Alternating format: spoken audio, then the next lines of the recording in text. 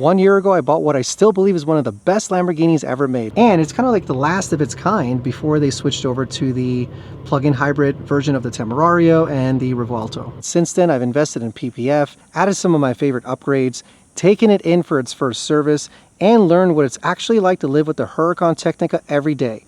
Today I'm breaking down the real costs, the best mods, and whether it's still worth it after a full year. Okay, we'll start with the outside of the car. One of the first things that we did when we purchased the Huracan Tecnica is actually powder coat the wheels. It cost us roughly about $1,500. Let's hop inside to show you the interior of the vehicle. As you can see here with some orange stitching.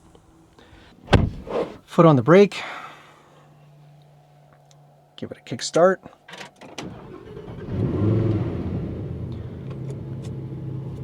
Crank on that car. Now we're in Strada mode, meaning it's more street mode, so it's pretty quiet. Drives kind of like a regular car. If you want to make it come alive a little bit, I'd recommend putting it in sport mode. The valves open up on sport mode and you can give it a bit of a rev. There is a rev limiter on here, so obviously you cannot go above 3,000 RPMs, but you get the point. From a drivability perspective, I get this question asked all the time. Like, how does this compare to the Ferrari? How does it compare to the Porsche? Honestly, I love all three vehicles. I handpicked every single one of them, and I'm very meticulous about the vehicles that I want to collect and I want to have as part of the collection.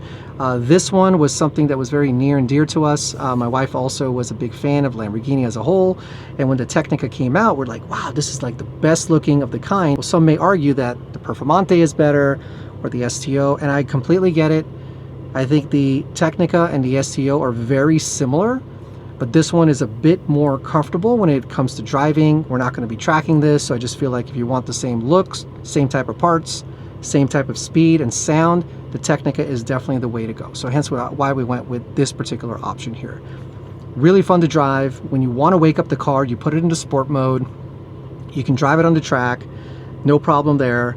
And I just feel like if you want to make a huge entrance to car meets and have great conversations with other enthusiasts, this is a fantastic car to take with you. One of the biggest upgrades that we did for the vehicle was installing this Wolfbox G900 Pro dash cam. It's a dual dash cam for the front, 4K resolution in the front, and 2.5K resolution on the back. Cost us about $2,500 installed, and I highly recommend it. The other piece that we installed on here was the cup holder. This was actually a very expensive part, and for those that are wondering how much it costs, this cost $1,000. I just feel like the car is now complete with a cup holder. I feel like every vehicle I've owned had a cup holder, so why not include it in this one as well? We also did add a scrape guard to the nose of the car, which cost us again about $2,500. Having the lift is great, but also having the scrape guard, just because of the fact that the car is so low to the ground, I did not want to take any chances. So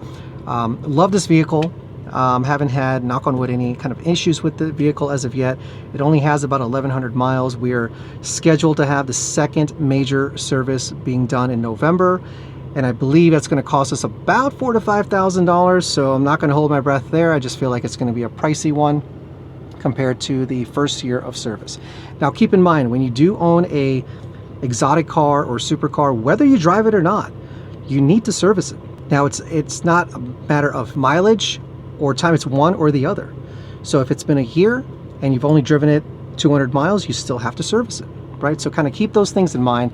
If you are in the market looking for an exotic car, whether it's Lamborghini, Ferrari, Porsche, McLaren, Aston Martin, just keep in mind that the maintenance doesn't stop, right? You need to budget for repairs, you need to budget for service, you need to budget for any kind of tire damage, wheel damage, things like that can happen.